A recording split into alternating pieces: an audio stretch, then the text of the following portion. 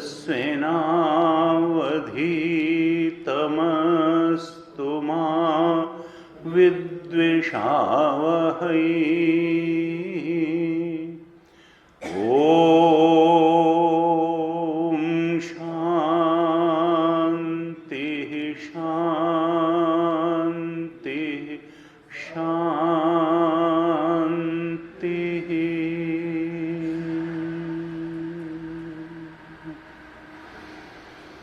सदाशिवसमारम्भां शङ्कराचार्यमध्यमाम् अस्मदाचार्यपर्यन्तां वन्दे गुरुपरम्पराम्। अज्ञानतिमिरान्धस्य ज्ञानाञ्जनशलाकया चक्षुरुन्मीलितं येन तस्मै श्री गुरवे नमः। तस्मै श्री गुरवे नमः।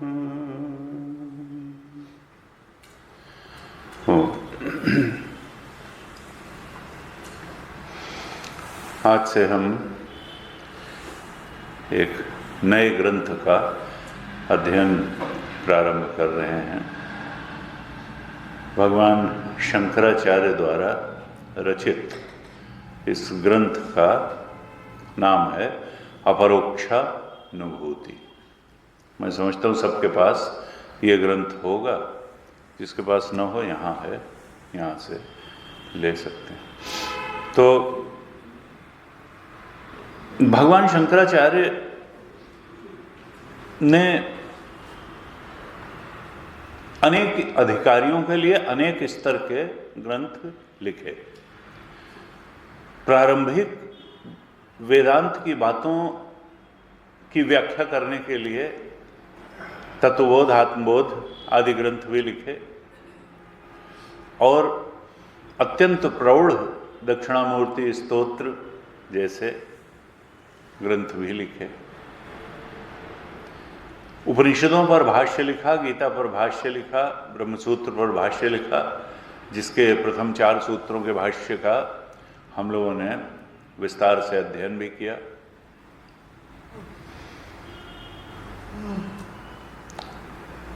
और इसी क्रम में जो हमारी भारतीय चिंतन, भारतीय मनीषा, ऋषि परंपरा में परम सत्य का बोध कराने के लिए जो मार्ग हैं, प्रस्थान हैं, वो तो 3 ही बताए गए। प्रस्थानत्रयी, जिसमें प्रथम प्रस्थान है श्रुति प्रस्थान, जो परम प्रमाण है, और फिर स्मृति प्रस्थान, जिनमें गीता का स्थान सर्वोपरि आता है, जो भगवान की वाणी है। तो प्रथम जो सर्वोच्च प्रामाणिकता, परम सत्य के बोध को प्राप्त करने के लिए सर्वोच्च प्रामाणिकता कहाँ निहित है? उपनिषद में, श्रुति में। जो श्रुति का चरम उपदेश है, वेदांत वाक्य, महावाक्य, उसके अर्थ के बोध में स्थित होने से परम सत्य के बोध में स्थित हुआ जा सकता है। तो प्रथम प्रस्थान श्रुति प्रस्थान कहा गया। उपनिषद, वेदांतो नाम उपनिषद प्रमाणम, प्रमाण है उपनिषद।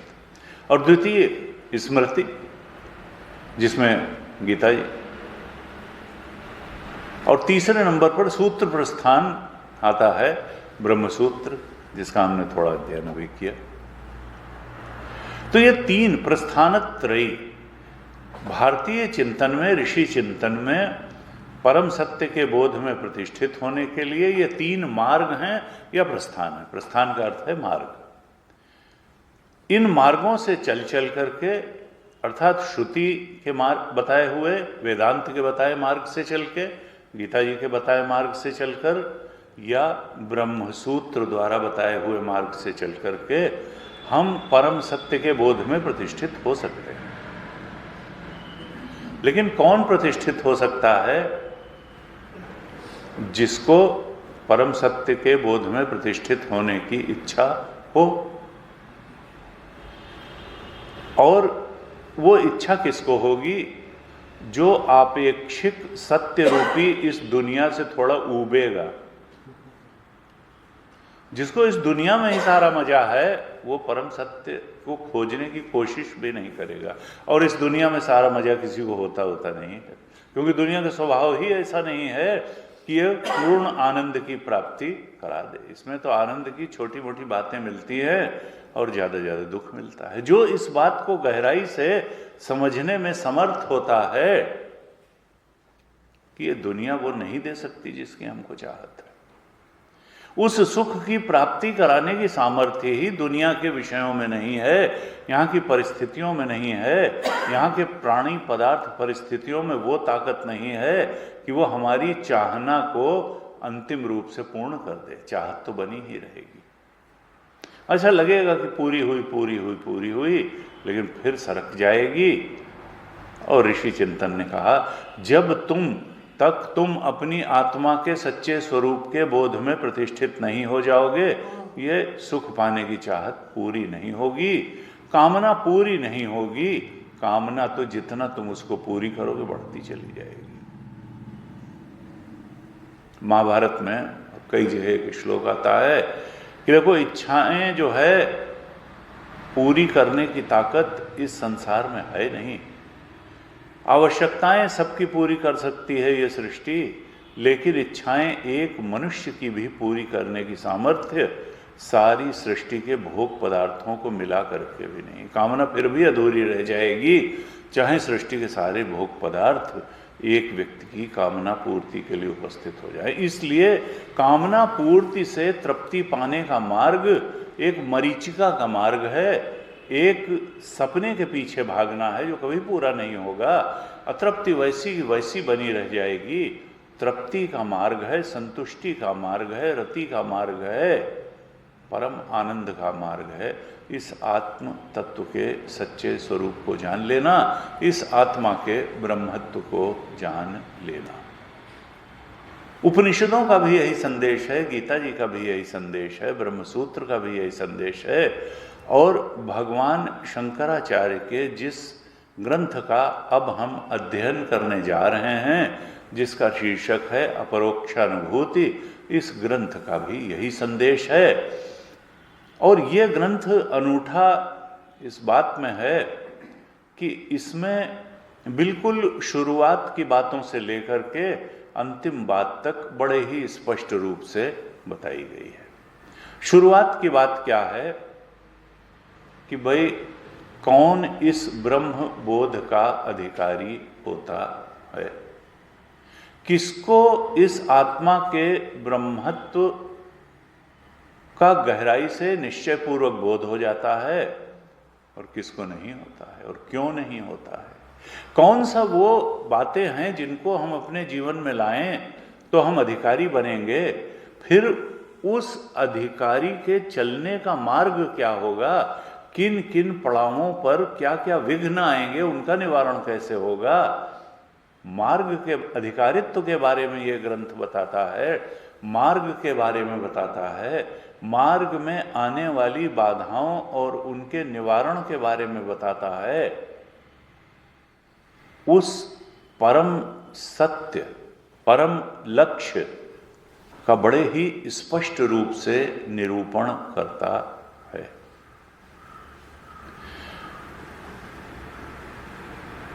उस सत्य तक पहुंचने के बारे में, उस सत्य के बारे में, मार्ग के बारे में, अधिकारित्व के बारे में जो अनेक अनेक भ्रांतियां व्यक्ति के मन में होती हैं, उनके बारे में और उन भ्रांतियों के निवारण के बारे में भी इस ग्रंथ में चर्चा है। क्योंकि हम धारणाओं में ही जिंदा हैं, और जो भी हमारी धारणा होती है वो हमको परम सत्य के रूप में ही लगती है। यही सत्य है सबसे बड़ा। हम जीवित तो रहते हैं धारणाओं में, लेकिन वो हमको ये नहीं लगता है कि it is just another thought, ये एक धारणा मात्र है। जिन्हें कितनी धारणाएं बनी और बिगड़ी, ऐसे ही ये भी जो धारणा है ये बिगड़ सकती है। हमको लगता है नहीं, ये अंतिम है और ये बिल्कुल सत्य है।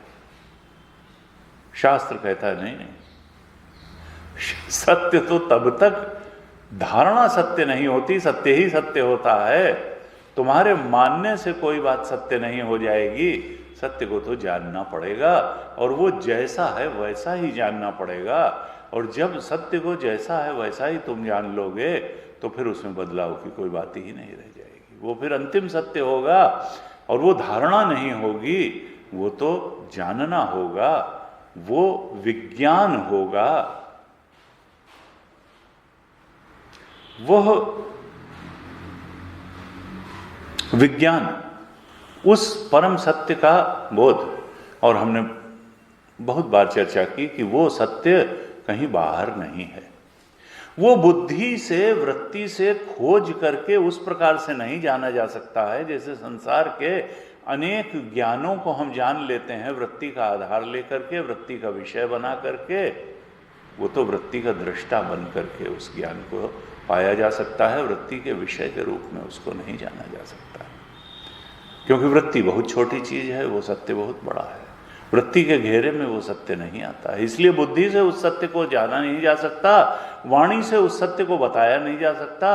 वाणी तो वहां तक जाकर के लौट आती है, श्रुति कहती है। बुद्धि, वृत्ति वहां तक पहुंच नहीं पाती, लौट आती है।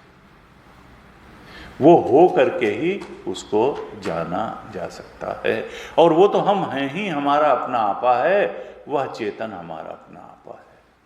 बस हमने भ्रांतियों का आवरण डाल करके उस चेतन को जीव के रूप में कभी जाना और कभी देह के रूप में जाना।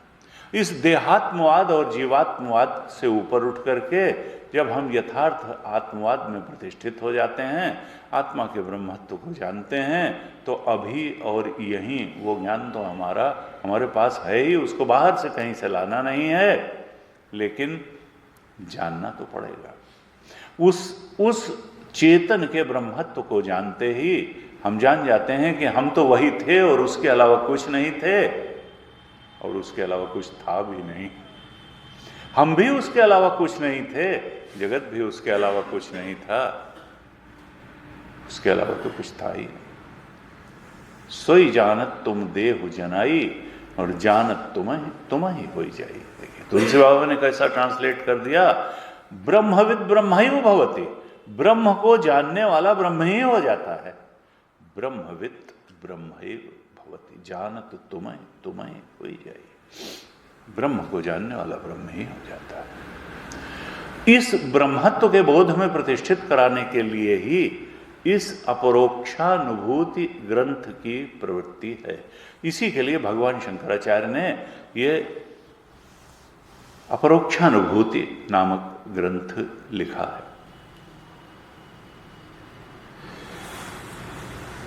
इसमें साधनों का वर्णन है, किन किन साधनों के द्वारा उस परम सत्य ब्रह्म चेतन की अपरोक्ष अनुभूति की जा सकती है। उसके लिए बताया कि विचार करना आवश्यक है, विचार मार्ग की आवश्यकता है। विचार कैसे किया जाए ये बताया, क्योंकि उपनिषद का संदेश है ऋते ज्ञानात्म मुक्ति। कर्म करके हम एक सीमा तक आगे बढ़ सकते हैं। वेदांत डिंडिभ नाम का एक ग्रंथ है, उसमें श्लोक बड़ा प्रसिद्ध आता है, हमने चर्चा भी की कि समाज में कई बार लोग कहेंगे हम तो अपना काम ठीक ढंग से करते हैं, ये हमारी पूजा है, इसी से हमको सब कुछ मिल जाएगा। शंकराचार्य जी इससे सहमत नहीं। कर्म की भाई अपनी महत्ता है, और सकाम कर्म तो बांधने वाला है। इच्छा पूर्ति के लिए किया जाने वाला कर्म तो संसरण से मुक्ति दे नहीं सकता। संसरण से मुक्ति क्या, वो तो अंतःकरण की शुद्धि भी नहीं दे पाएगा। यानी वो आध्यात्मिक दृष्टि से बिल्कुल बेकार चीज है, बल्कि और संसार में बांधने वाला है, मुक्ति देने वाला वो नहीं है सकाम कर्म। हाँ, निष्काम कर्म अगर हम करेंगे तो अंतःकरण की शुद्धि अवश्य होगी। कर्म का मतलब हमारे शास्त्र में निष्काम कर्म ही कहा, प्रभु की प्रसन्नता के लिए किया गया कर्म, कर्तव्य कर्म ही, उसी को कर्म माना। बाकी तो कहा सकाम कर्म और निषिद्ध कर्म, इसका तो कोई मतलब ही नहीं है। कर्माणि चित्त शुद्ध्यर्थम, वेदांत डिंडिव ग्रंथ में कहा कर्म से क्या होगा, सबसे बड़ी उपलब्धि क्या होगी, बेकार नहीं है निष्काम कर्म या प्रभु की प्रसन्नता से। लेकिन उसकी सीमा क्या है कि चित्त की शुद्धि हो जाएगी, और चित्त की शुद्धि कोई छोटी बात नहीं है। पवित्र चित्त में ही भगवान का अनुग्रह उतरता है, भगवान की भक्ति हो सकती है, और ज्ञान का परम सत्य का अवतरण भी शुद्ध चित्त में ही होता है। इसलिए गीता जी भी प्रथम साधना के रूप में कर्मयोगी ही बताती हैं, निष्काम कर्म ही बताती हैं। वेदांत के सारे ग्रंथ कहते हैं कर्माणि चित्त शुद्ध्यर्थम योगिनः कर्म कुर्वन्ति संगम त्यक्त्वा आत्म शुद्धये। गीता जी में कहा योगी कर्म किस अप्रोच के साथ करता है, योगिनाम कर्म कुर्वन्ति संगम त्यक्त्वा, आसक्ति त्याग करके, फलासक्ति का त्याग करके, इच्छा पूर्ति के लिए प्राप्त किए जाने वाले फल के प्रति आसक्ति का त्याग करके कर्म करता है। योगिनः कर्म कुर्वन्ति संगम त्यक्त्वा, और फिर उसका उद्देश्य क्या होता है। देखिए, निष्काम कर्म ठीक है, निष्प्रयोजन कर्म की बात गीता नहीं कहते। प्रयोजन तो होगा ही हर कर्म का कुछ ना कुछ। गुरुदेव ने अगर ये मिशन की स्थापना की तो एक प्रयोजन था उसका, इसलिए हाँ, कामना कुछ नहीं थी, जितना हुआ हो गया, नहीं तो आगे वाले करेंगे, भगवान की जैसी इच्छा होगी होगी। प्रयोजनम अनुद्दिश्य मंदोपि न प्रवर्तते, वेदांत का सिद्धांत है। प्रयोजन अगर नहीं दिखता है तो मंद बुद्धि व्यक्ति भी उस कार्य में प्रवृत्त नहीं होता है। हम यहाँ सत्संग के लिए आए हैं तो इसमें भी कुछ हमको प्रयोजन दिखा होगा, तभी हम यहाँ श्रवण के लिए आए। अपरोक्षानुभूति ग्रंथ का श्रवण करने आए इसलिए कि लगा कि इससे किसी प्रयोजन की सिद्धि होगी। प्रयोजनम अनुद्दिश्य मंदोपि न प्रवर्तते, मंद बुद्धि व्यक्ति भी जहां अपना कोई प्रयोजन नहीं दिखता वहां उसकी प्रवृत्ति नहीं होती। इसलिए कर्म निष्काम होना चाहिए, निष्प्रयोजन नहीं। प्रयोजन क्या है, योगी किस प्रयोजन से कर्म करता है, वो निष्काम भाव से करता है, आसक्ति छोड़ करके करता है। योगिनः कर्म कुर्वन्ति संगम त्यक्त्वा आत्मशुद्ध है। उसके लिए प्रयोजन क्या है, अंतःकरण की शुद्धि। अंतःकरण को पवित्र निर्मल शुद्ध बनाने के लिए योगी कर्म करता है, निष्काम भाव से कर्म करता है, निष्प्रयोजन कर्म नहीं करता। प्रयोजन तो है ही अंतःकरण की शुद्धि। तो देखो, कहा कि कर्माणि चित्त शुद्ध्यर्थम, कर्म से चित्त की शुद्धि होगी, इसलिए निष्काम कर्म करें। और ऐकाग्र्यार्थम उपासनम, उपासना का फल क्या है, चित्त एकाग्र हो जाता है, अपने इष्ट में रमण करने की उसकी आदत पड़ती है, बिल्कुल एकाग्र हो जाता है, क्योंकि हम प्रभु के प्रेम में डूब जाते हैं और अपने आप को भूल जाते हैं। उपासना का मूल तो प्रेम ही है, परम प्रेम रूपा भक्ति अमृत स्वरूपा। तो ऐकाग्रार्थम उपासनम, उपासना से चित्त एकाग्र हो जाता है, निष्काम कर्म से चित्त शुद्ध हो जाता है। लेकिन और यही नहीं, भगवत दर्शन भी हो सकता है, भक्ति से ही भगवत दर्शन होता है। ध्रुव को भगवत दर्शन हुआ, प्रहलाद को हुआ, अनेक अनेक लोगों को भगवत दर्शन हुआ। लेकिन भगवत दर्शन के बाद भी उससे बड़ी एक बात बच जाती है, वो है अपने आपा का दर्शन। अपने आपा का दर्शन और भगवत दर्शन में बहुत अंतर है। भगवत दर्शन से विकार नष्ट हो जाएंगे इसकी कोई गारंटी नहीं है। ध्रुव जी को भगवत दर्शन हुआ, भगवत अनुग्रह भी प्राप्त हुआ, उसके बाद में वो अपने उन पिता की गोद में बैठ गए जहां बैठने के लिए उनकी आकांक्षा थी। पिता का क्रोध भी शांत हो गया और वो राजा भी बन गए, लेकिन उनका क्रोध शांत नहीं हुआ भगवत दर्शन से। वही विमाता का पुत्र जो गोद में बैठा था और जिससे चिंतित होकर के, कष्टित होकर के वो भगवद आराधना के लिए गए थे और भगवान का आशीर्वाद प्राप्त हुआ था, वही उनका भाई जब निषादों ने उसको मारा तो इतना क्रोधित हो गए, इतना क्रोधित हो गए कि उन्होंने कहा मैं इनके बिना धरती कर दूं। मारते ही चले गए, मारते ही चले गए।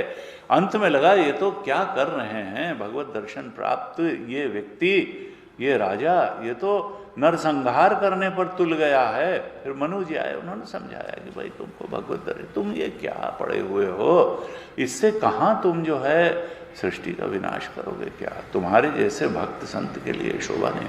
तो इसलिए भगवत दर्शन को अंतिम बात नहीं मानना है। देखिए कुछ लोग कर्म को अंतिम बात मानते हैं, कुछ लोग उपासना को। हमने ब्रह्मसूत्र पर इस पर बड़ी लंबी चर्चा भी की थी। इन सब का महत्व है, लेकिन इसका मतलब ये नहीं है कि ब्रह्म बोध इनसे कोई छोटी चीज है, हल्की चीज है, या उसके बिना भी मुक्ति हो जाएगी। उपनिषद ने कहा ऋते ज्ञानात् न मुक्ति। ये सब चरण हैं। निष्काम कर्म भी करना है, उपासना भी करनी है, चित्त की एकाग्रता भी आवश्यक है, चित्त की शुद्धता भी आवश्यक है। लेकिन फिर वेदांत डिंडिव कहता है मोक्षार्थम ब्रह्म विज्ञानम। मोक्ष के लिए तो ब्रह्म का विज्ञान आवश्यक है, ब्रह्म का बोध आवश्यक है। विज्ञान और ज्ञान में क्या अंतर है, हमने कई बार चर्चा की। केवल बौद्धिक ज्ञान ही नहीं, बोध, निश्चय, गहरा निश्चय कि सत्य ये है और ऐसा ही है। हमारे चेतन का स्वरूप एक अखंड सर्वव्यापक चेतन रूप है। ये बुद्धि में कैद चेतन नहीं है, ये स्थूल शरीर में कैद चेतन नहीं है, ये सूक्ष्म शरीर स्थूल शरीर में सीमित चेतन नहीं है। चेतन को कोई स्थूल चीज सूक्ष्म को स्थूल कैद ही नहीं कर सकता है। इस संसार के पदार्थों में ऐसी ताकत नहीं है कि वो आत्मा को कैद कर ले। आत्मा का तो जो वास्तविक स्वरूप है एक अखंड सर्वव्यापक है आत्मा। इस बोध की प्रतिष्ठा के साथ ही कहा तुम्हारा जो है वो मोक्ष होगा, क्योंकि मोक्ष का यही स्वरूप है। इस अपरोक्षानुभूति ग्रंथ में विचार की महत्ता बताई गई है कि देखो विचार करो, ब्रह्म विचार करो, स्वरूप का विचार करो, आत्म विचार करो, और उस विचार का स्वरूप क्या होगा यह भी बताया गया, किस ढंग से विचार करना है। ज्ञान का स्वरूप भी बताया। फिर जहां जहां भ्रांतियां हैं मनुष्य की कि ये देह मैं हूं, देह को ही आत्मा मानता है, इस ग्रंथ में देहात्मवाद का निराकरण किया। देह तुम नहीं हो। तुम अगर देह को आत्मा मान करके बैठे हुए हो तो ये तुम्हारी गलती है। इस भ्रांत धारणा से मुक्त हो जाओ। देहात्मवाद का निराकरण किया गया। और फिर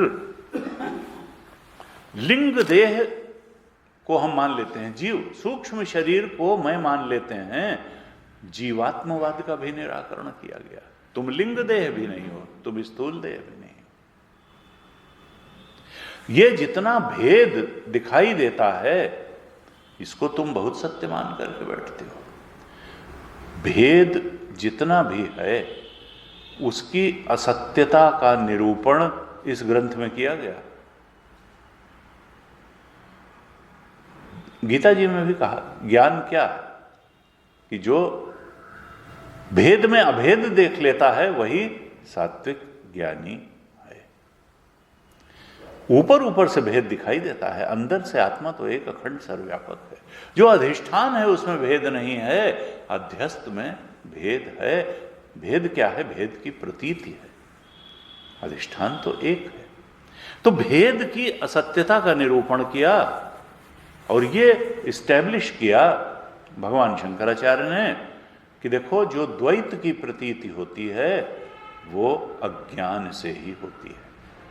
अज्ञान के कारण ही द्वैत की प्रतीति होती है। जब परम सत्य के ज्ञान में स्थिति होती है तो फिर तत्व तो एक ही है, तत्व में द्वैत नहीं। इस प्रकार से जीवत्व के मिथ्यात्व का निश्चय कराया और प्रपंच के मिथ्यात्व का भी निश्चय कराया। जगत बहुत सत्य लगता है, नहीं संसार तो बहुत सत्य है।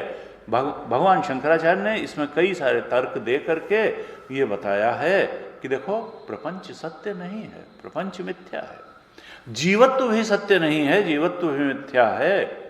लेकिन इनका मिथ्यात्व बिल्कुल स्पष्ट कब होगा? ज्ञान से ही इनका मिथ्यात्व निश्चय होगा। ये जो देहाध्यास है, देह को हमने मैं माना हुआ है, इस देहाध्यास की निवृत्ति ज्ञान से होगी। प्रपंच में सत्य बुद्धि का जो अध्यास किया है, इसकी निवृत्ति भी ज्ञान से होगी। और जो जीव में मैंपने का अध्यास किया हुआ है, इसकी निवृत्ति भी ज्ञान से ही होगी। ज्ञान से ही प्रपंच की निवृत्ति होगी, प्रपंच में सत्यत्व की निवृत्ति होगी, देहाध्यास की निवृत्ति होगी। और बाद में थोड़ा अंत में कर्म के ऊपर भी भगवान शंकराचार्य ने इस ग्रंथ में चर्चा की। कहा कि देखो, ज्ञानी का कोई प्रारब्ध नहीं होता है, क्योंकि हमको ये लगता है ना कि प्रारब्ध बहुत बड़ी चीज है। उनका ठीक है, अज्ञान दशा में अज्ञानी को समझाने के लिए ही श्रुति ने भी प्रारब्ध शब्द का प्रयोग किया है। लेकिन असल में ज्ञानी के लिए प्रारब्ध नाम की कोई चीज नहीं। ज्ञानी के लिए आत्मा के अलावा कुछ भी सत्य नहीं है। तो फिर प्रारब्ध कहां से? प्रारब्ध तो कभी तो कर्मजन्य है। जब कर्म नहीं सत्य है, कर्म करने वाला कर्ता नहीं सत्य है, तो प्रारब्ध कहां से सत्य हो जाएगा? ज्ञानी का कोई प्रारब्ध नहीं होता है। हमने पहले चर्चा की थी कि एक राजा था, उसकी 3 रानियां थीं। अब यह है कि राजा मर गया तो कहा गया कि 2 रानियां विधवा हो गई और एक रानी जो है वो क्या सधवा बनी रहेगी? वो भी विधवा हो जाएगी। अगर कर्ता ही चला गया, जीव ही नहीं रहा, कर्ता भोक्ता ही ज्ञान से मिट गया, तो फिर न संचित कर्म रहेगा, न आगामी कर्म रहेगा और न प्रारब्ध कर्म रहेगा। ऐसा नहीं हो सकता कि संचित कर्म और आगामी कर्म तो नष्ट हो जाए और प्रारब्ध कर्म बना रहे। नहीं, ये समझाने के लिए कही गई बातें हैं, व्यावहारिक धरातल पर हैं। और व्यावहारिक धरातल का मतलब होता है अज्ञान का धरातल। और खंडा जी महाराज कहते थे मूर्खता का धरातल। तो ये जो है व्यवहार को बहुत बड़ी चीज है माने। व्यवहार सारा जो है अहम इदम मम इदम नैसर्गिको अयम लोक व्यवहारा मिथ्या ज्ञान निमित्ता सत्यानृते मिथुनिकत्व है। जो ग्रंथि हो नहीं सकती वो पड़ी हुई है और उससे व्यवहार चल रहा है। व्यवहार कोई बहुत बड़ी चीज नहीं है। ये इसके मूल में तो अज्ञान है, अविद्या, कामना, कर्म, इसी का तो पसारा संसार में चल रहा है। पितामह तो अज्ञान है, इच्छा का भी पिता अज्ञान है और इच्छा का पुत्र कर्म है। और कर्म से परिस्थिति और परिस्थिति का भोग, यही तो चल रहा है चक्कर। तो मूल में तो अज्ञान बैठा हुआ है। इस अज्ञान का नाश ज्ञान से हुआ नहीं कि इच्छा का विनाश हुआ, कर्म का विनाश हुआ, परिस्थिति का विनाश हुआ, भोग का विनाश हुआ, भोग पदार्थों की कोई आवश्यकता ही नहीं रह गई। पूरा जो दुष्चक्र था, संसरण था, यही तो संसार का चक्र था, वो संसरण ही खत्म। लेकिन इसके खत्म का मतलब शून्यता नहीं है। अनंत आनंद परमानंद में स्थिति है। वो स्थिति परमानंद की स्थिति है, वो स्थिति शून्यता की स्थिति नहीं है। भगवान शंकराचार्य ने 89 श्लोक में इस अपरोक्षानुभूति के बताया, आत्मानं सततं जानम कालम नय महामते प्रारब्धम अखिलम भुंजन न उद्वेगम कर्तुम अर्हसि। भगवान, ये हमारे जो कमेंट्री है गुरुदेव की, इसमें भूमिका में ही ये श्लोक कोट भी किया है। 89 श्लोक है इसी अपरोक्षानुभूति ग्रंथ का, जिसको भूमिका में कोट भी किया है। यहां पर भगवान शंकराचार्य इस 89 श्लोक में प्रेरणा देते हैं साधक को कि हे साधक, जो मार्ग मैंने इस अपरोक्षानुभूति ग्रंथ में बताया है विचार करने का, परम सत्य आत्मा के ब्रह्मत्व के बोध में प्रतिष्ठित होने का, उस प्रकार से उस मार्ग का अनुसरण करके उस अधिकारित्व को प्राप्त करके, हे महामते, हे साधक, हे ज्ञानी, आत्मानं सततम जानम, तुम आत्मा को जान लो और जानने के बाद में भूल मत जाओ, हर क्षण हमेशा उस सत्य के बोध में प्रतिष्ठित रहो। नहाते धोते खाते बातचीत करते आते जाते काम करते सततम जानम, हर समय जैसे अभी तुम संसार को सत्य और देह को सत्य जानते हो, उसी प्रकार से आत्मा सत्य है और आत्मा ही सत्य है, और बाकी तो हमारा, जिसे भगवान ने लीला की, ज्ञानी भी वैसे लीला ही करता है। आत्मानम सततम जानम कालम नय महा, बोध के बाद करोगे क्या? बस जब तक ये शरीर प्रारब्ध ज्ञानी का नहीं होता, प्रारब्ध जीव का नहीं होता, प्रारब्ध शरीर का होता है, प्रारब्ध पर्यंत शरीर चलेगा। कहा आत्मानम सततम जानम कालम नय महामते, वह काल का क्षेपण कर दो, अर्थात जितनी इस शरीर के लिए काल प्रारब्ध के अनुसार काल है उसको जी डालो। अच्छा काम करते हो, प्रभु प्रेरणा से काम करते हुए जी डालो, लेकिन सूखे पत्ते की तरह एक दिन ये झड़ जाएगा और तुम तो बोध में पहले ही, तुम तो जीवन मुक्त पहले ही हो चुके हो। वो तुम्हारी जीवन मुक्ति इस शरीर के कारण थी नहीं, और शरीर न रहने से वो जीवन मुक्ति समाप्त नहीं होगी। तुम्हारा बोध तो बना ही रहेगा, शरीर रहते भी और शरीर छूटते हुए भी। इसलिए महामते, आत्मस्वरूप को निरंतर जानते हुए प्रारब्ध का भोग कर डालो, काल को व्यतीत कर लो, जितना बचा है। न उद्वेगम कर तुम्हारा से, तुमको किसी बात से उद्विग्न होना ही नहीं चाहिए। उद्विग्नता का कोई कारण नहीं, परेशानी की कोई बात है ही नहीं। कहा यही जीवन मुक्ति है।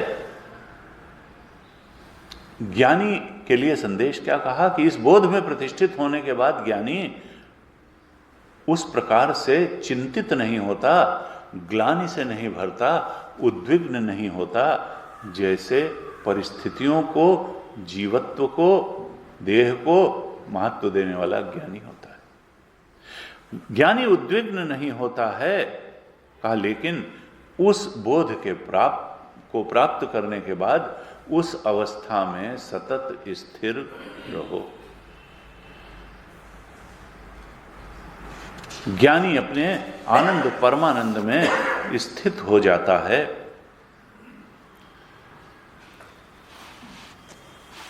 इस ग्रंथ के अंत में आकर के भगवान शंकराचार्य ने कुछ योग के बारे में भी चर्चा करी। योग क्या, निधिध्यासन के बारे में। देखिए हमारे समाज में ध्यान का बड़ी चर्चा है, आसन की भी बड़ी चर्चा है, प्राणायाम की भी बड़ी चर्चा है, यम नियम की उतनी चर्चा नहीं है।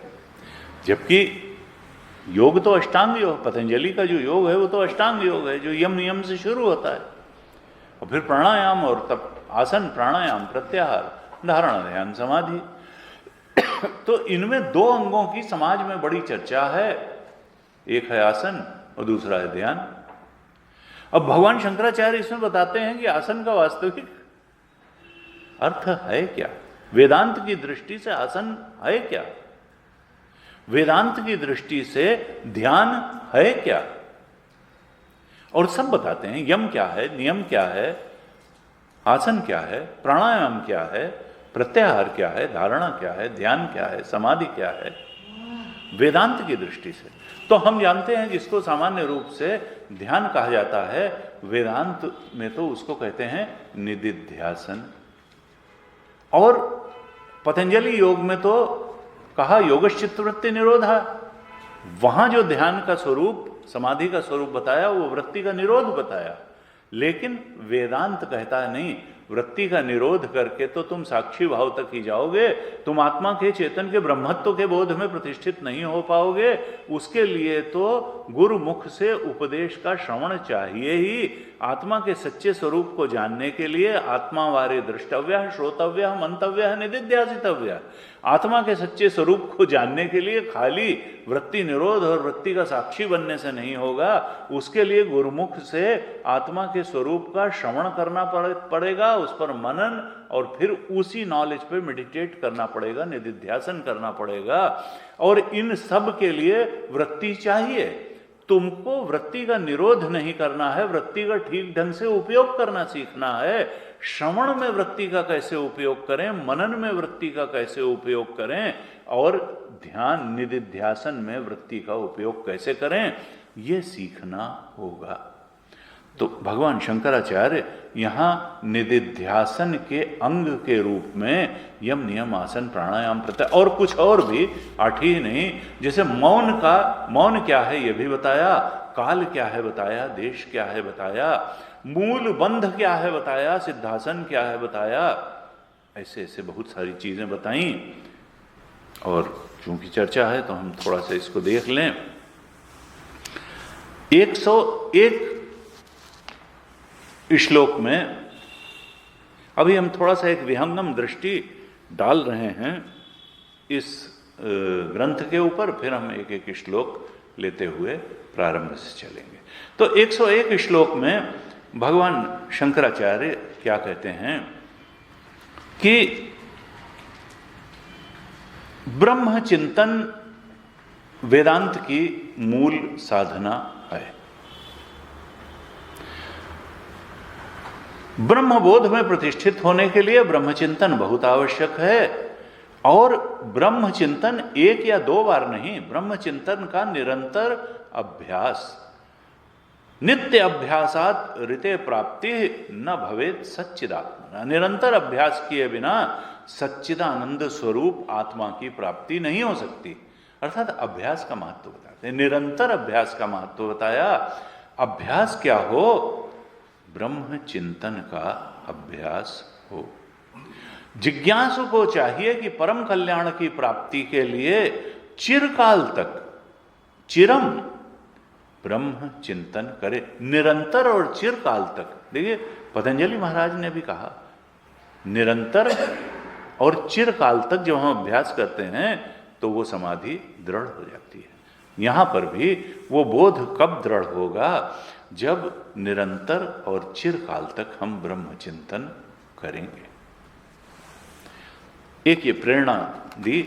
112 श्लोक में क्या कहा भगवान शंकराचार्य जी ने?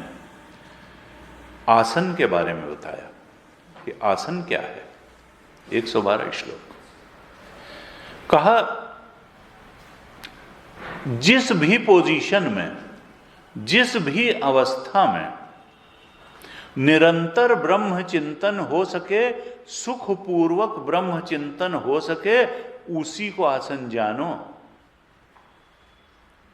तुम्हारे सुख में बाधा देने वाला कोई पोस्चर आसन नहीं है। भगवान शंकराचार्य आसन का स्वरूप क्या बता रहे हैं? अर्थात लक्ष्य क्या है? ब्रह्म चिंतन द्वारा ब्रह्मबोध। उसमें जो जो कुछ सहायक है वो सब अनुकरणीय है, और उससे जो डिविएट करने वाली चीजें हैं, इतर चीजें हैं, क्योंकि भोगे रोग भयम, शरीर को बहुत स्वस्थ कर लोगे तो किस लिए? संसार के भोगों को भोग के लिए। एक संत ने कहा, वह योग जो शरीर को स्वस्थ बनाकर भोगों में प्रवृत्त करे वो योग नहीं, रोग है, महारोग है।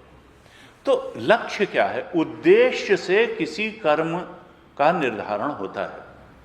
कोई कर्म या वस्तु अपने आप में अच्छी बुरी नहीं होती, उस कर्म का उद्देश्य क्या है, उस वस्तु उसका उद्देश्य क्या है, ये उसके अच्छाई और बुराई में नियामक बनता है। तो यहां कहा कि देखो आसन क्या है, सुखपूर्वक निरंतर जिस दशा में ब्रह्म चिंतन हो सके वही आसन जानना चाहिए, दूसरा कुछ आसन नहीं है। आसन के बारे में बताया। फिर कहा 116 और 17 श्लोक में कहा कि देखो ध्यान के बारे में कुछ बता रहे हैं। ये जो गीता में बताया कि नासिकाग्र पर ध्यान किया जाए, एक प्रारंभिक साधना है। मन को एकाग्र और केंद्रित करने के लिए नासिकाग्र का ध्यान बताया।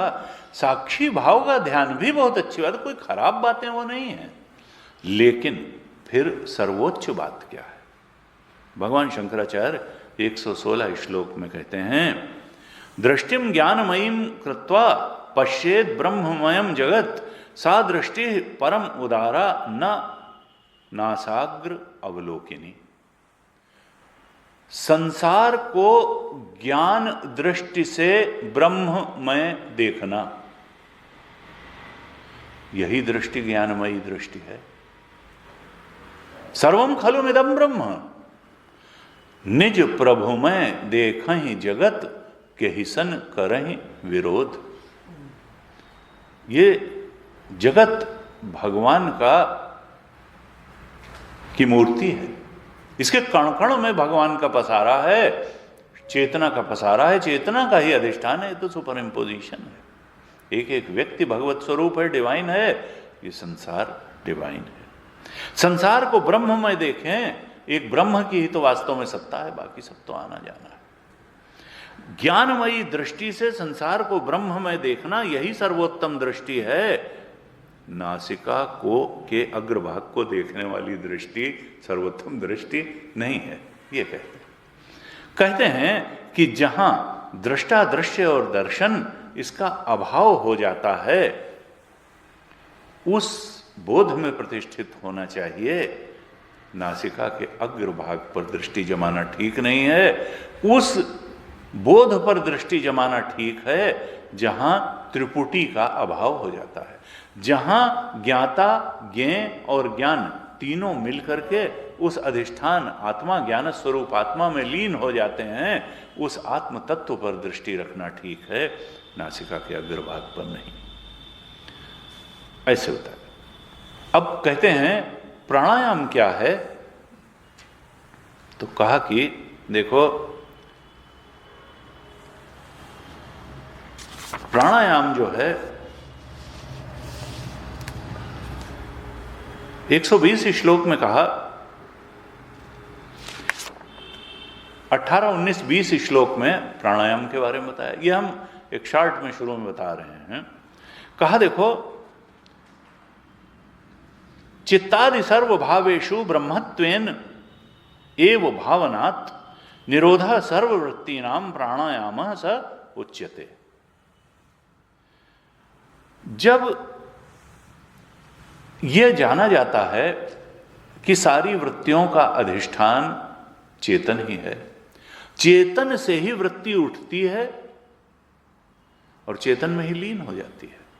वृत्ति सत्य नहीं है, चेतन सत्य है, जो उसका अधिष्ठान है वो सत्य है। सारे भाव, वृत्ति क्या है, या तो विचार है या भाव है, यानी सारे विचारों का अधिष्ठान वह ब्रह्म चेतन है और सारी भावनाओं का अधिष्ठान वो ब्रह्म चेतन है। जब सारे विचार और सारे भाव उस सारी वृत्तियों का निरोध उस ब्रह्म चेतन में हो जाता है, शुद्ध चेतन आत्म चेतन में हो जाता है, तो यही प्राणायाम है।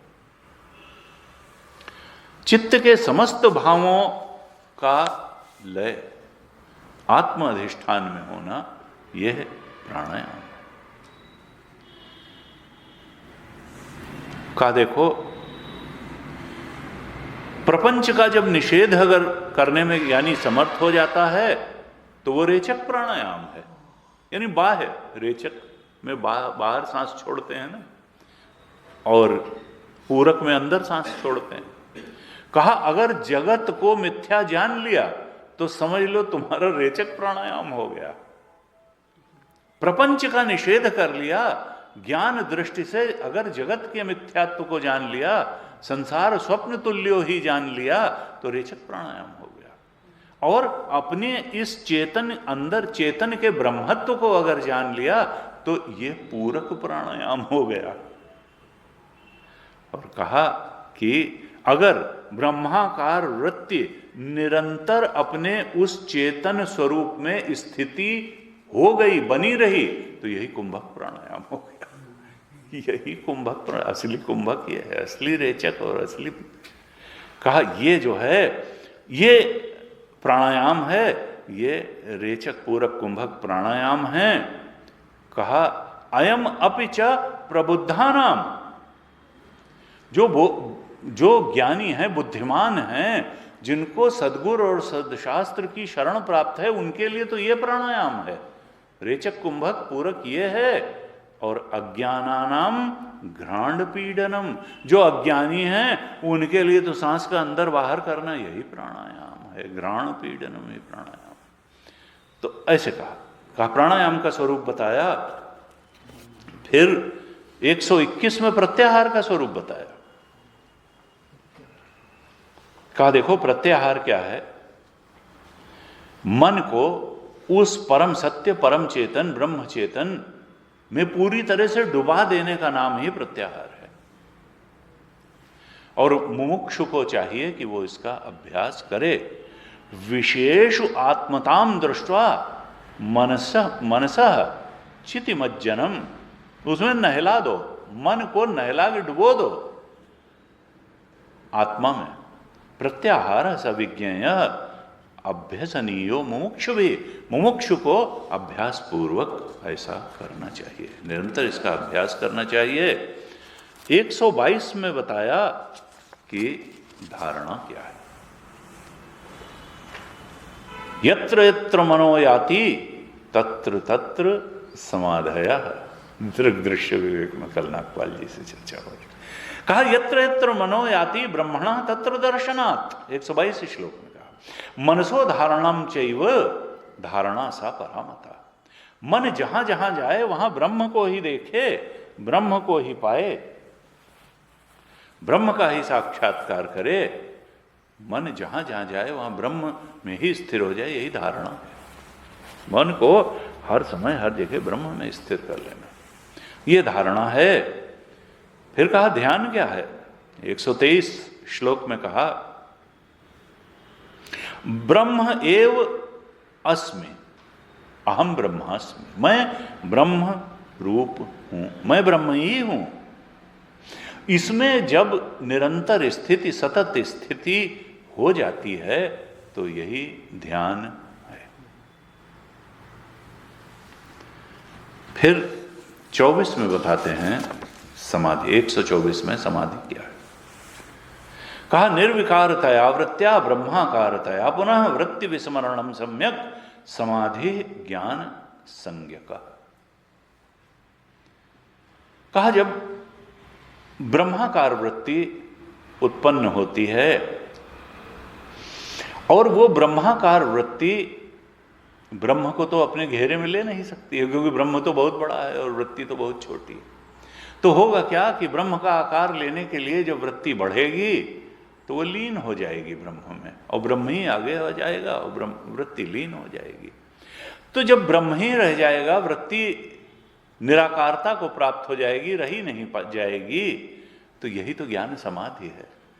ब्रह्म का ही बचना, शुद्ध चेतन का ही बचना, वृत्ति का लीन हो जाना, यही ज्ञान समाधि है, यही ब्रह्म बोध है, ब्रह्म में गहराई से स्थिति है। इस प्रकार से निदिध्यासन के अंगों के रूप में बातें बताई। मौन के बारे में भी बताया कि देखो ब्रह्मबोध की तरफ बढ़ना मौन है, ये वाणी का मौन जो है। क्योंकि कई बार लोगों के बड़े, अरे साहब मौनी बाबा आ गए, मौनी बाबा। शंकराचार्य जी ने कहा वाणी का मौन कोई ऐसा उसका महत्व तो नहीं। मन तो बहुत ज़्यादा बोलता है जब वाणी चुप हो जाती है। यानी क्या क्या बोलता है मन। इसीलिए लोग दूसरे से बात करना ज़्यादा पसंद करते हैं अपने साथ रहने के बजाय, क्योंकि अपने साथ रहने में डिस्टर्बेंस ज़्यादा है, दूसरे के साथ रहने में फिर भी थोड़ी सहूलियत है, क्योंकि दूसरे के गुण दोषों का एनालिसिस होता रहता है बजाय अपने के। अपने साथ रहना ज़्यादा कठिन। अब इस प्रकार से अंत में ग्रंथ के 140 श्लोक में क्या कहा, एक संदेश दिया भगवान शंकराचार्य ने ग्रंथ के अंत में। कहा भावितम तीव्र वेगेन वस्तु यत् निश्चयात्मना पुमाः तद्धि भवेत् शीघ्रम ज्ञेयम भ्रमर कीटवत्। कहा देखो, जो व्यक्ति जैसा चिंतन करता है वैसा हो जाता है, और जिसका चिंतन करता है वैसा हो जाता है।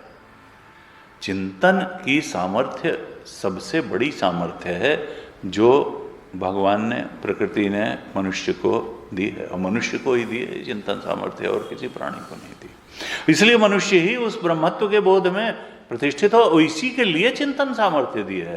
फैक्ट्रियां खोलने और एग्रीकल्चर प्रोडक्शन बढ़ाने के लिए वास्तव में नेचर ने चिंतन सामर्थ्य नहीं दी है। लाइफ साइकिल तो और सब प्राणियों का पूरा हो जाता है, बच्चे भी हो जाते हैं, सब हो जाता है, वो लोग जिंदा रहते हैं। चिंतन सामर्थ्य इस परम सत्य के बोध में प्रतिष्ठित होने के लिए ही नेचर ने मनुष्य को दी है। कहा जिस चीज का हम चिंतन करते हैं वैसे ही। इसलिए कहा तीव्र वेग के साथ हे साधक तुम चिंतन करो और ब्रह्म स्वरूप का चिंतन करो। इस आत्मा के ब्रह्मत्व का बहुत तीव्रता के साथ चिंतन करो, क्योंकि जिस चीज का तुम चिंतन करते हो वो चीज तुमको प्राप्त हो जाती है, तुम वैसे ही बन जाते हो। और यहां तो तुम वो हो ही, बनना है नहीं, वो तो तुम्हारा अपना आपा है। चिंतन करते करते तुम्हारा ब्रह्म स्वरूप तुम्हारे सामने उजागर हो जाएगा और तुम उसके निश्चयात्मक बोध में प्रतिष्ठित हो जाओगे। कहा भृंगी कीड़े के दृष्टांत से ये बात जाननी चाहिए। कहते हैं वो भृंगी कीड़ा झींगुर को पकड़ के लाता है और अपने उसमें रख देता है छेद में, और वो डर डर करके उसका चिंतन करता है, डर से चिंतन करता है, और एक दिन चेंज होकर के वो भृंगी कीड़ा बन जाता है। उनका यही लाइफ साइकिल है। तो कहा तुम अगर ब्रह्म का चिंतन करो तो तुम तो ब्रह्म हो ही, बस वो प्रकट हो जाएगा। ऐसे जो है ये एक थोड़ा सा हमने ओवरव्यू लिया इसका ग्रंथ का, अपरोक्षानुभूति ग्रंथ। और इसमें अब हम थोड़ा प्रारंभ के कुछ श्लोकों का पाठ करेंगे और उसके बाद में फिर एक दो श्लोकों जितना समय होगा उस पर चर्चा करेंगे। तो मैं पाठ करता हूँ, आप दोहराइएगा। पहले श्लोक से पाठ करें। श्री हरिम परमानंदम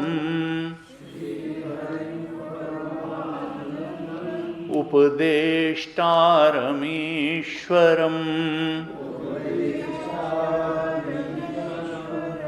व्यापकं सर्वलोकानां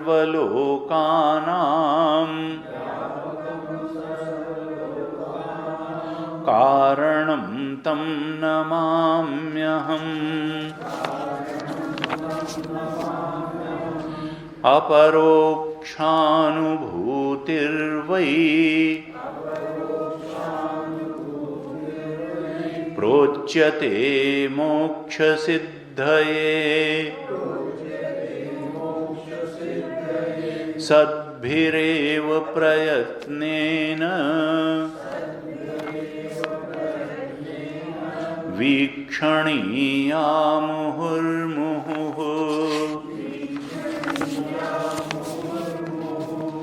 स्ववर्णाश्रमधर्मेण तपसा हरितोषणात् साधनं च भवेत् पुंसाम् वैराग्यादिचतुष्टयम् ब्रह्मादिस्थावरान्तेषु वैराग्यं विषयेष्वनु यथैव काकविष्ठायाम्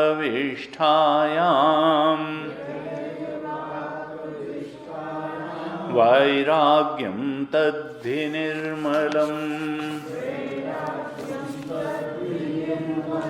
नित्यम् आत्मस्वरूपं हि दृश्यं तद्विपरीतगम्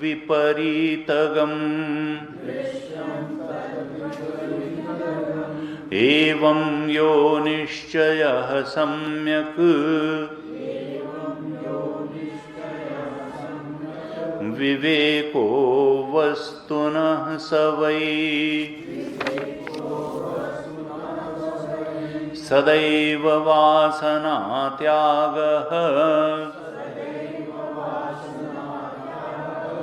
शमोऽयमिति शब्दितः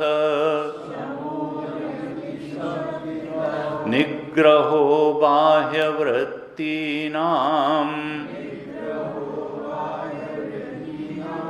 दम इत्यभिधीयते।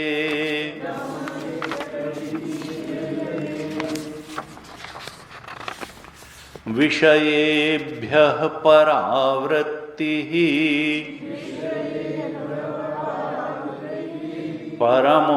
परमोपरतिर्हि सा सहनं सर्वदुःखानां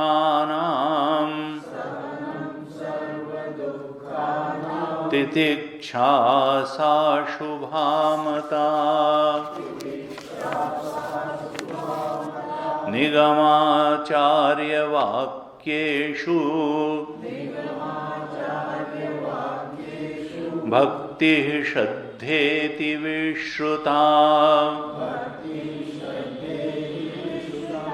चित्तैकाग्र्यं तु सल्लक्ष्ये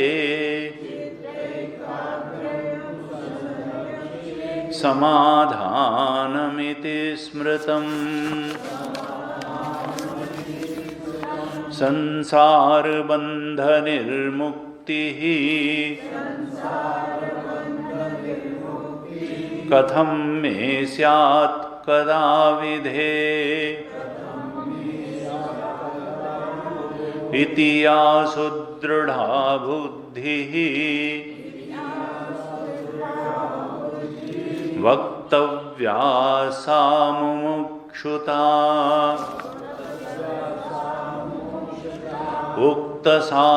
उक्तसाधनयुक्तेन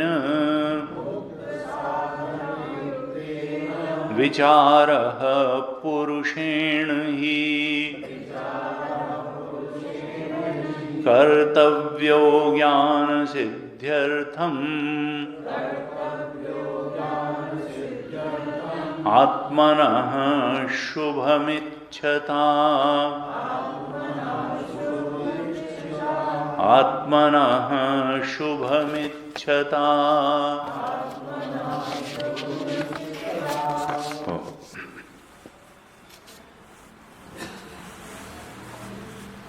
एक परंपरा रही है भारतीय लेखन परंपरा में कि जब कोई लेखक अपने ग्रंथ का आरंभ करता है तो प्रारंभ में मंगलाचरण करता है।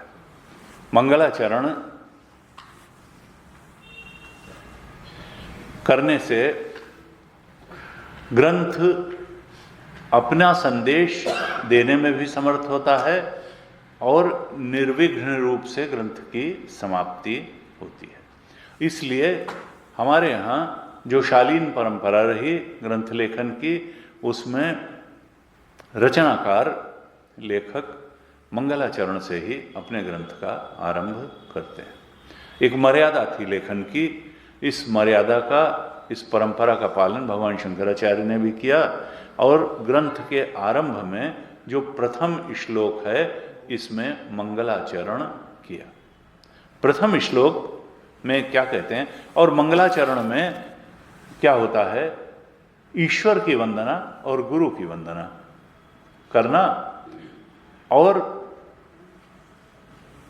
फिर उसके बाद में अपने ग्रंथ के बारे में बताना। तो यहां मंगलाचरण के प्रथम श्लोक में भगवान शंकराचार्य क्या कहते हैं, श्री हरिम परमानंदम उपदेष्टारम ईश्वरम व्यापकम सर्वलोकानाम कारणम तम नमामि अहम। मैं नमस्कार करता हूं, नतमस्तक होता हूं, नमन करता हूं। नमामि अहम, किसको नमन करता हूं, उपदेष्टारम, जिसने उपदेश द्वारा मुझे ज्ञान प्राप्त कराया। सद्गुरु का कार्य क्या है, अपने ज्ञान को श्रोता शिष्य तक प्रत्यायित कर देना। और ज्ञान क्या है, एक दृष्टि के अलावा ज्ञान कुछ नहीं। अपनी ज्ञान दृष्टि को श्रोता की भी ज्ञान दृष्टि बना देना और अपने गुरु से लाभान्वित होकर के जो उसकी भ्रांत दृष्टि समाप्त हो गई थी और उसकी जो है ज्ञान दृष्टि आ गई थी, उसी तरीके से श्रोता की भ्रांत दृष्टि को हटा करके ज्ञान दृष्टि उसकी जो है स्थापित कर देना। यही तो प्रवचन का उद्देश्य है, यही सदशास्त्र का, सदग्रंथ का उद्देश्य है, यही उपनिषदों गीता का उद्देश्य है। तुम अपनी दृष्टि ठीक कर लो। किसके बारे में, अपने बारे में, संसार के बारे में, ईश्वर के बारे में। यही तीन तो है, जीव जगत और ईश्वर के बारे में दृष्टि बिल्कुल बिल्कुल स्पष्ट हो जाना कि देखो ये तीन दिखाई देते हैं लेकिन है तो एक ही ब्रह्म तत्व ही है। ये त्रैत और द्वैत दिखाई देते हैं, अनेकता दिखाई देती है, लेकिन तत्वतः तो एक सच्चिदानंद स्वरूप ब्रह्म तत्व के अलावा कुछ है नहीं। कहा ये जो दृष्टि देने वाला जो उपदेष्टा था, जो सद्गुरु था, भगवान शंकराचार्य जी के गुरु थे गोविंद भगवत पाद और उनके गुरु थे गौड़पादाचार्य जी, जिनकी मांडूक्य कारिका हम लोगों ने पढ़ी। कहा मैं उस उपदेष्टा सद्गुरु को, जिसने मेरी भ्रांत दृष्टि मिटा दी और ज्ञान दृष्टि मुझे प्रदान कर दी, उस ऐसे उपदेष्टा सद्गुरु को मैं प्रणाम करता हूं, मैं नमन करता हूं। और नमन करने का वास्तविक अर्थ क्या है कि मैं अपने जीवत्व को उनके चरणों में समर्पित करता हूं, क्योंकि वो तो ब्रह्मबोध में स्थित हैं। मैं उनके ब्रह्मत्व में अपने जीवत्व को समझ, यही तो नमस्कार है। इससे कम का नमस्कार कोई नमस्कार नहीं। नमस्कार का अर्थ क्या है कि जैसा उन्होंने मार्ग बताया है, जो लक्ष्य बताया है, उस लक्ष्य को मैं जीवन का लक्ष्य मानूंगा, उस मार्ग को मार्ग मानूंगा। जो विवेक विचार की पद्धति उन्होंने बताई है, उस विवेक विचार की पद्धति का मैं अनुसरण करूंगा और उनकी बताई हुई पद्धति को फॉलो करके मैं उस बोध में प्रतिष्ठित हो जाऊंगा, जिसके लिए सारे सदग्रंथों का और उनका आह्वान है। मैं उस पद्धति से उस शुद्ध चेतन के बोध को प्राप्त कर लूंगा। यह करना ही वास्तव में नमस्कार है, अपने को मिटाना और उसको आने देना। का देखो आध्यात्मिक साधना है क्या?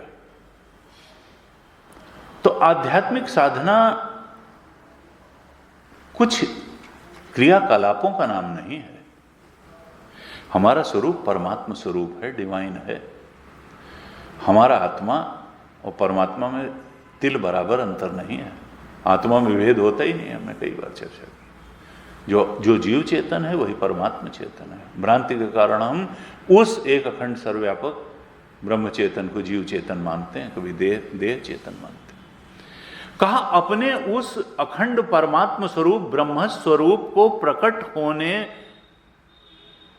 की जो प्रक्रिया है, प्रकट होने देने की, हम खुद ही बाधा बने बैठे हैं उसके प्रकटीकरण में। हमारी इच्छाएं बाधा बनी हैं, हमारी वासनाएं बाधा बनी हैं, हमारी धारणाएं बाधा बनी हैं। कहा उस अपने परमात्म स्वरूप को प्रकट होने देने की जो प्रक्रिया है उसी का नाम है आध्यात्मिक साधना। उसी का नाम आध्यात्मिक साधना है। अपने ही परमात्म स्वरूप को प्रकट होने की जो प्रक्रिया है उसको फॉलो करना, यही आध्यात्मिक साधना है। और वो जो परमात्म स्वरूप है वो शुद्ध अंतःकरण में ही प्रकट होता है। परम शुद्ध, अत्यंत शुद्ध अंतःकरण में प्रकट होने वाली चेतना को ही भगवान कहते हैं, और मलिन अंतःकरण में प्रकट होने वाली चेतना को जीव कहते हैं। जीव भगवान में इतना ही अंतर है। कहा इसलिए प्रथम साधना तो अंतःकरण की शुद्धि की, फिर चेतना तो स्वरूप है ही।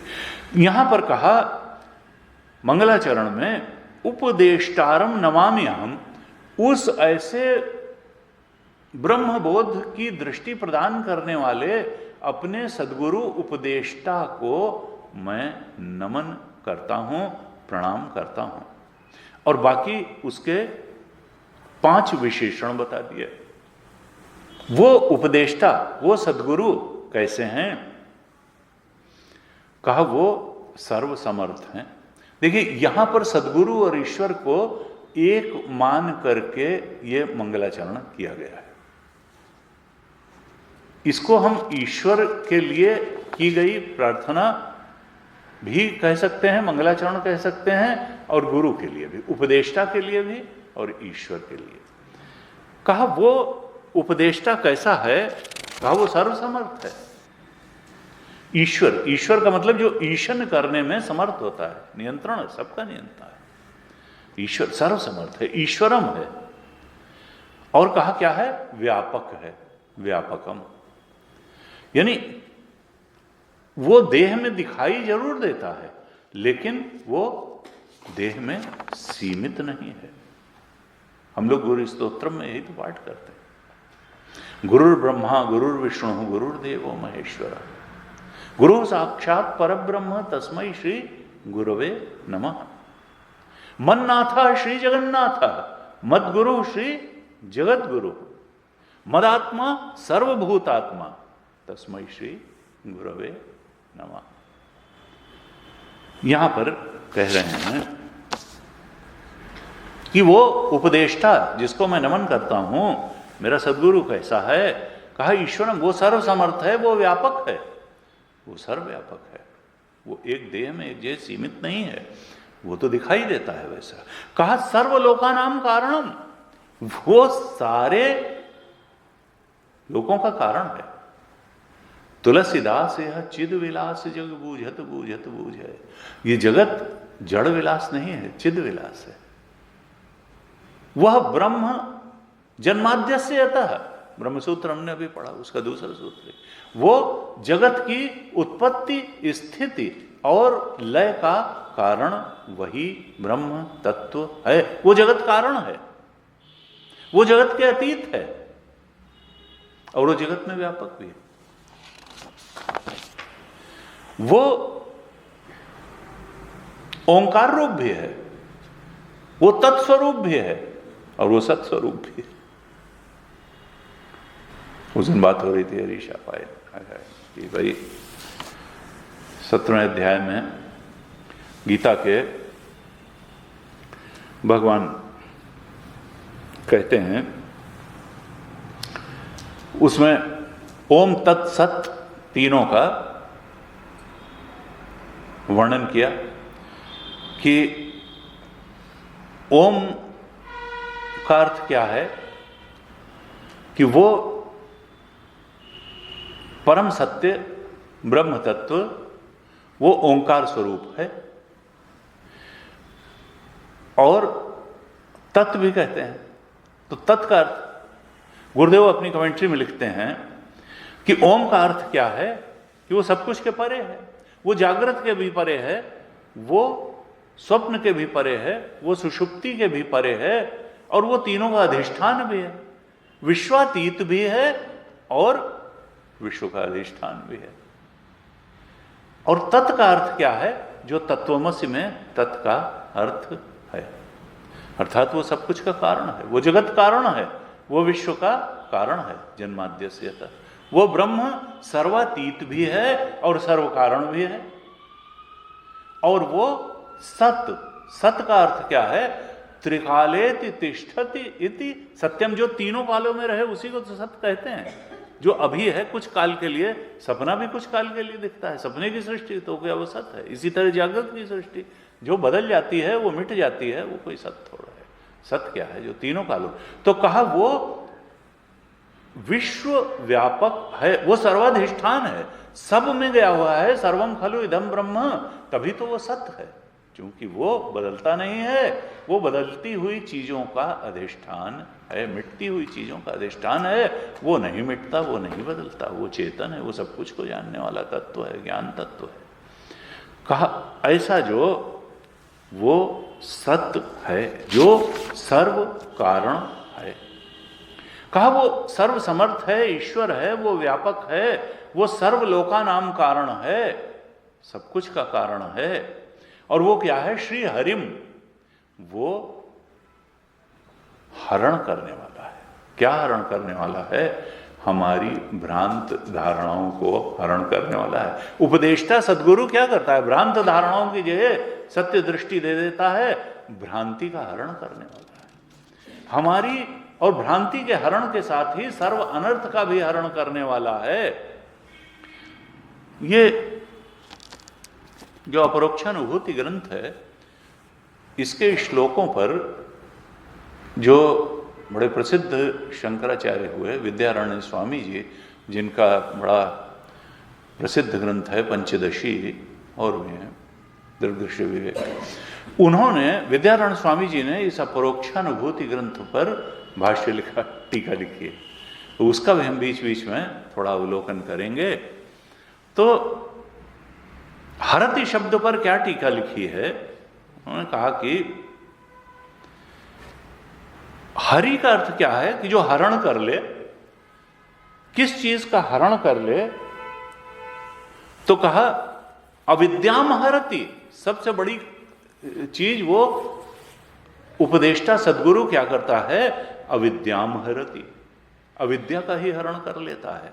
और फिर उसका हरण करके करता क्या है? आत्मज्ञान प्रदान है ना, आत्मज्ञान को प्रदान कर देता है।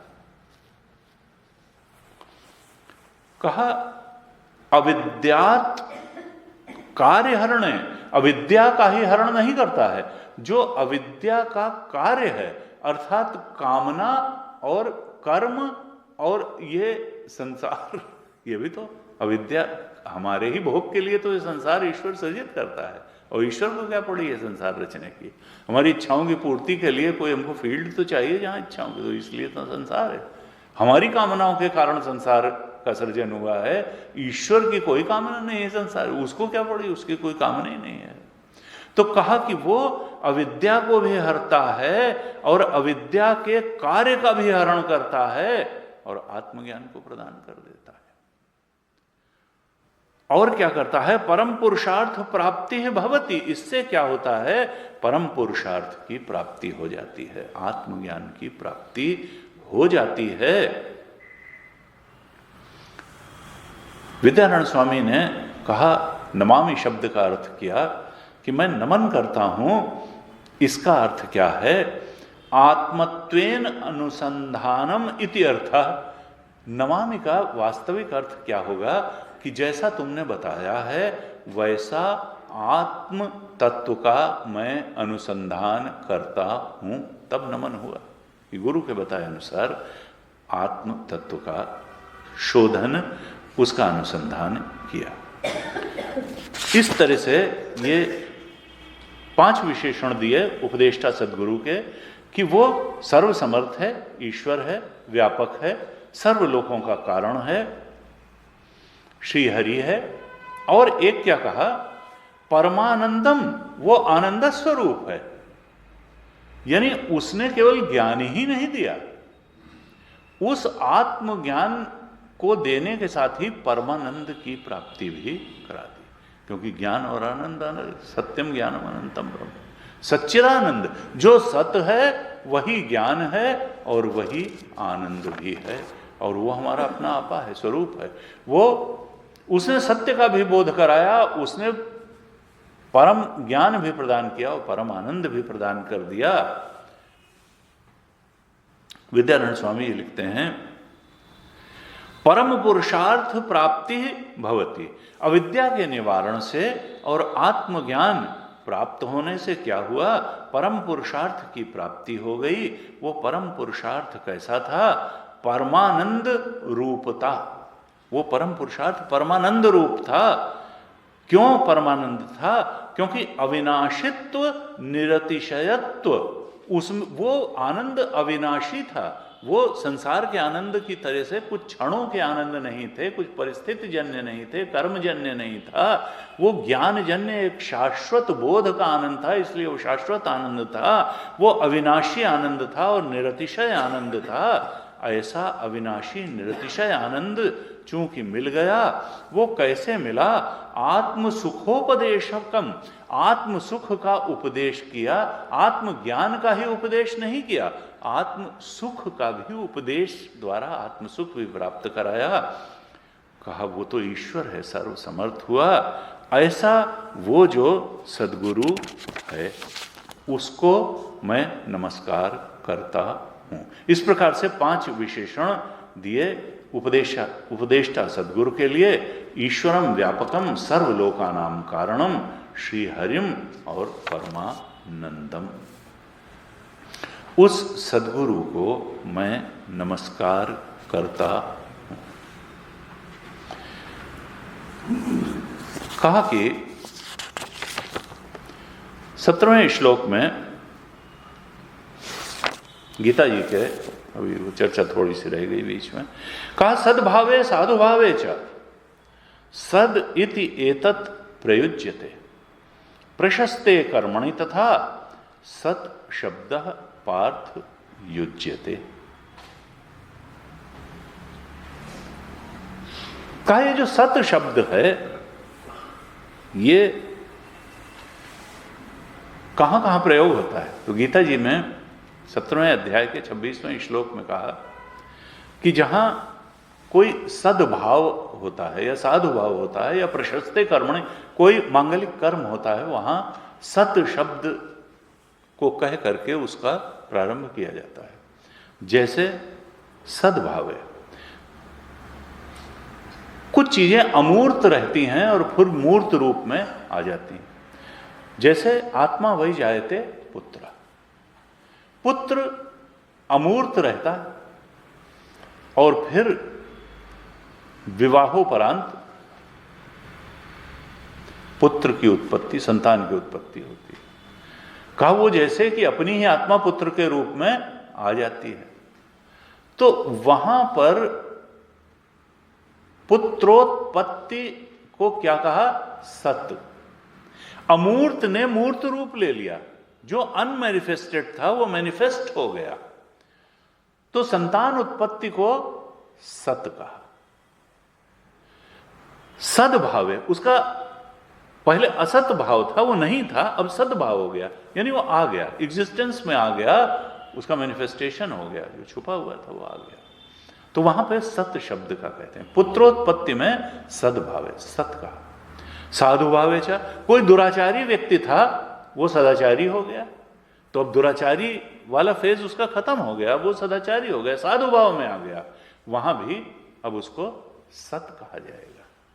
और प्रशस्ते कर्मणि तथा, कुछ मांगलिक कर्म होते हैं जैसे विवाह कर्म, उस दिन बात हुई थी हरीश का, तो जैसे मांगलिक कर्म विवाह आदि होते हैं वहां भी सत शब्द से उनको अभिहित किया जाता है। प्रशस्ते कर्मणि तथा सत शब्द पार्थ युज्यते, यहां सब सत शब्द का प्रयोग किया जाता है। कहां? सद्भावे, साधुभावे और प्रशस्ते कर्मणि, 3 जगह। अब गुरुदेव इसकी टीका लिखते हैं कि देखो वेदांत का सत शब्द की परिभाषा क्या है कि त्रिकालेति तिष्ठति इति सत्यम।